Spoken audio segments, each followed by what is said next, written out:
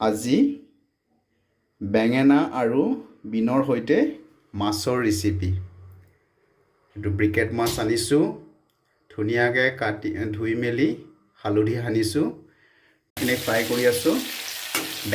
বেঙেনাখিনি fry হোৱাৰ পিছতে বিলাহী এটা দিব পাৰে, আৰু বিলাহী নিদিয়াকৈ অকল বেঙেনা আৰু মাছটো বনাব পাৰে। বেঙেনাখিনি দিলোঁ, এতিয়া ইয়াত আদা নহৰু এইটো বেঙেনাখিনি ফ্ৰাই হৈ গ'ল। এতিয়া বিলাহী এটা দিছোঁ, তাৰপিছতে এইটো ফ্ৰাই হোৱাৰ পিছতে পানী দি মাছখিনি এৰি দিম। মাছখিনি ভাজি ৰাখিছোঁ, মাছখিনি ইয়াত দি দিম। হৈ গ'ল মাছৰ ৰেচিপি, বেঙেনা, বিলাহী আৰু বিন।